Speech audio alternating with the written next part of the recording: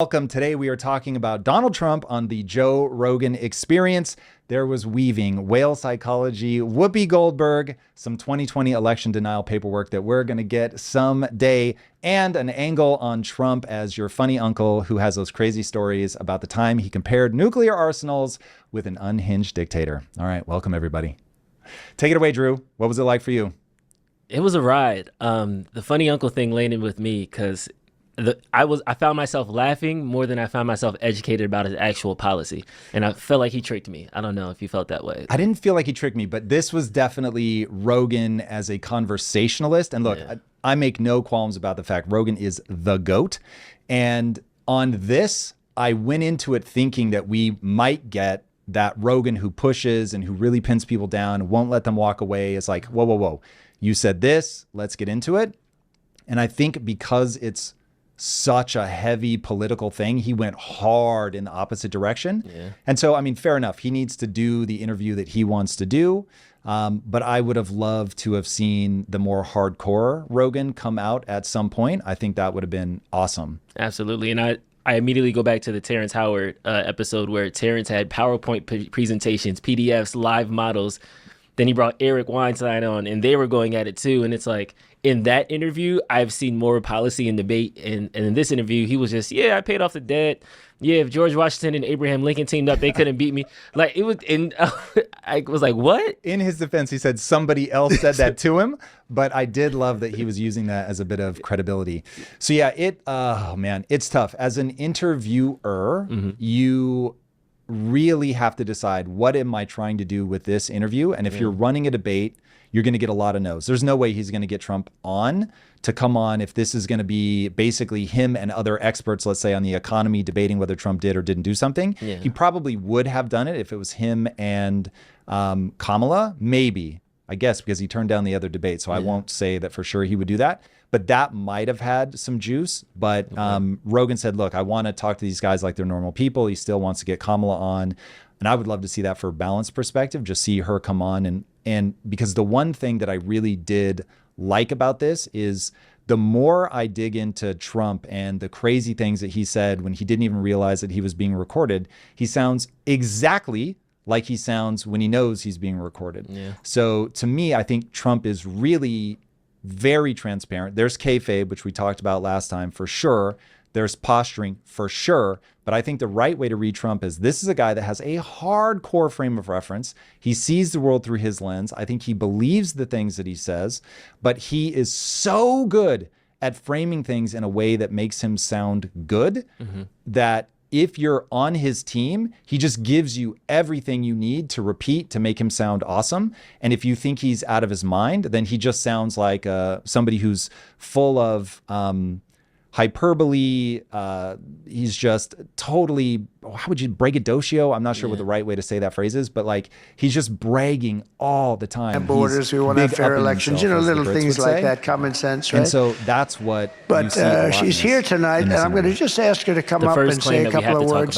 Tulsi Gabbard. And while I appreciate how he answered the question in the sense that he wasn't saying the voting machines were broken, but he added in the suppression of the Hunter Biden laptop story, how some of the legislative laws around voting were changed very conveniently, and some of this lawfare that we're even seeing now in this election cycle. So it wasn't necessarily they cheated, look at what they did, but how it was a coordinated attack through multiple touch points. And that was the time where Rogan kind of pushed him, like, what do you mean? Will you show me these documents? Like, get to the specifics. This is where he started weaving. So what really bothered me about that is I think the election really does, for people that are divided, they're divided largely over, is Trump actually going to become a dictator or not? Period. Is this posturing, or is he actually going to become this unhinged guy who just, you let me have a dry run on January 6th. I learned my lesson. I know what I need to do better now, and I'm going to get it right this time, and I am going to break democracy forever. We're never going to have another election again. That's really what's going on. And if Trump is going to ask people to believe that the election was stolen, he has got to come with receipts. And the fact that in this interview, he said, look, how about we do this another time and I'll bring like all these documents, so many documents, you won't believe it. And look, I'm somebody that is right now most likely voting for Trump. Unless something changes, I'm voting for Trump. And even I was like, bro, like that's crazy. That makes you sound absolutely terrible. And you have to understand that if you have the receipts, lay them out systematically, go through them one by one, don't make big promises. Like you're getting on the biggest podcast in the world. This is your shot. And the fact that he said, we'll do it another time. It's like, dude, we're 9 days out from the election. This is never going to happen. It's clearly an election ploy. And so I would much rather see him just let go of that. Like it is what it is. The 2020 election played out the way that it played out. We're back now. This is about moving forward. This is about doing what, I believe is right for the country. If he had even that little modicum of presidential language of wanting to unite people, of moving forward, accepting defeat, being gracious, talking about what we need to do is safeguard our elections, then it's like you just chip away at those things that people use to discredit him.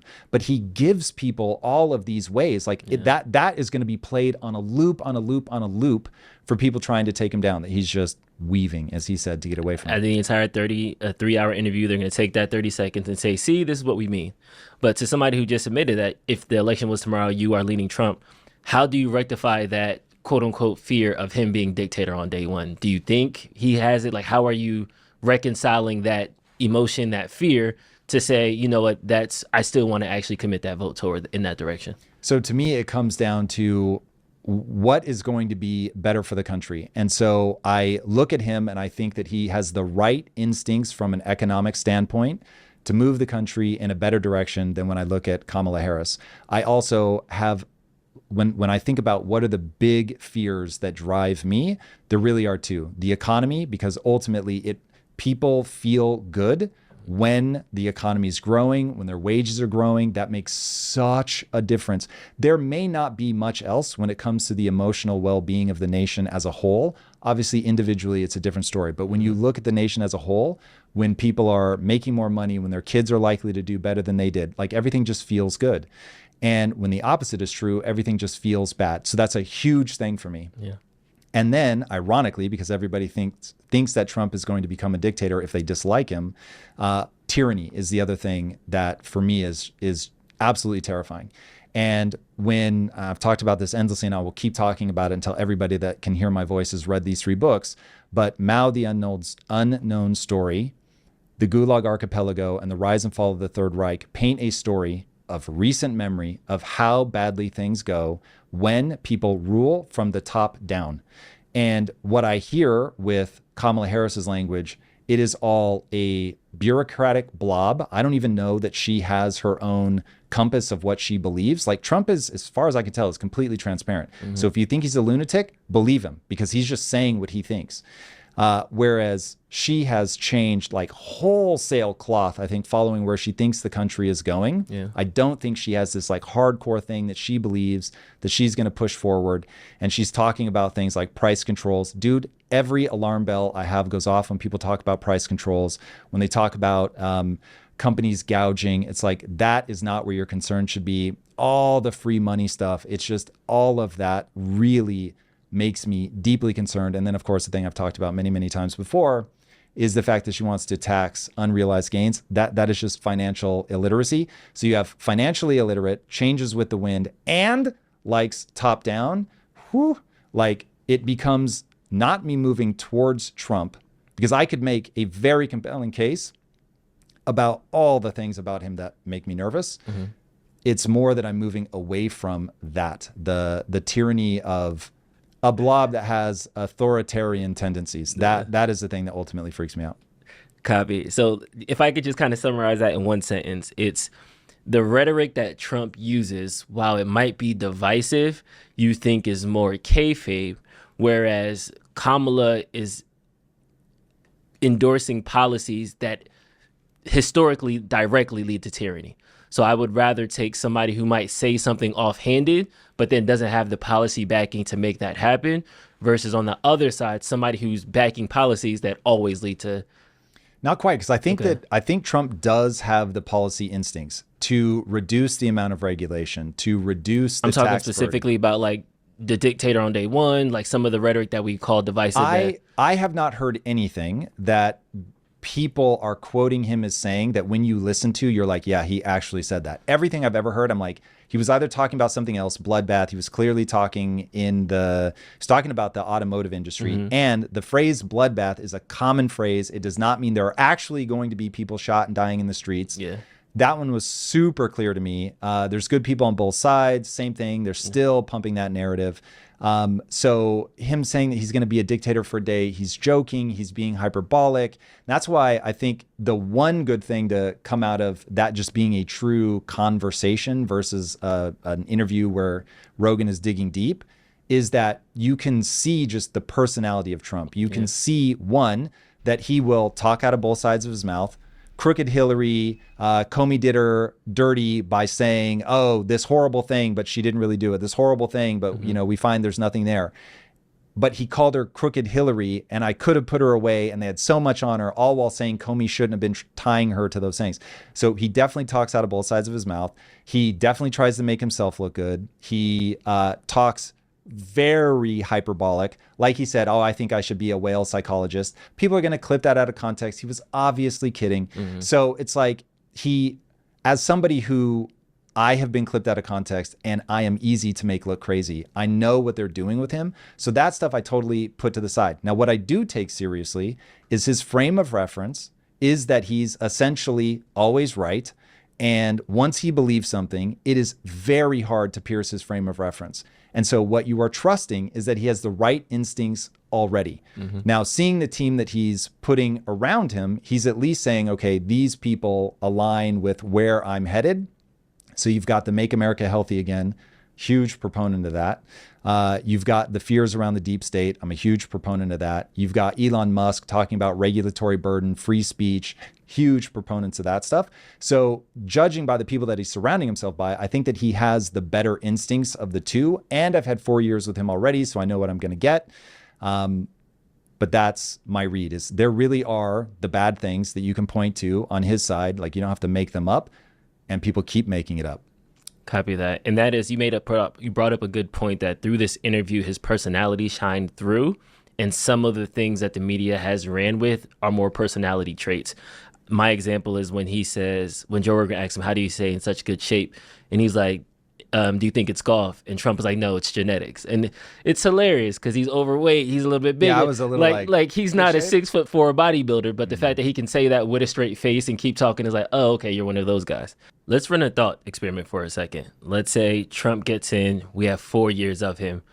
What's your approach? What's your first reaction? Walk us through. You just see Trump crack 270 on the Electoral College. Like, how do you feel? What do you think? Without even pretending to care about peace, as President Trump talked about, she has shamelessly embraced the endorsement and support of warmongers like Dick Cheney. It's going to reveal and Liz Cheney and others who care more about power and feeding the military-industrial complex than they care about you, the economy is the American people. And freedom peace. of speech is my big concern. The attacks President on Trump the has founding pledged documents, those to are my end big concerns. wars, But I don't want not to preempt start them. Like if they're not actually doing it, if they're not pursuing it, if they're not trying to chip away, or if gridlock is working and things are going well, I obviously want to make sure that my voice is heard and I have a platform and I'll speak. But at the end of the day, those are going to be the things that I am concerned about. Those are going to be the areas that I'll put my attention into. I'm certainly not going to be like the election was stolen and all of that. Whatever, if it's really, really close, let it play out in the normal way through the court system.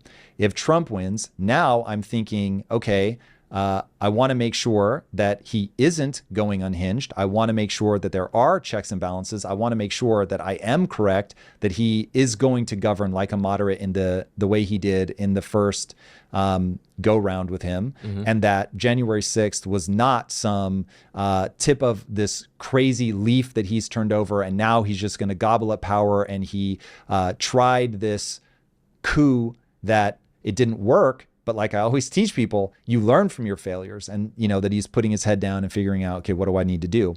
And so then if you start seeing on either side that this is really going in a dark direction,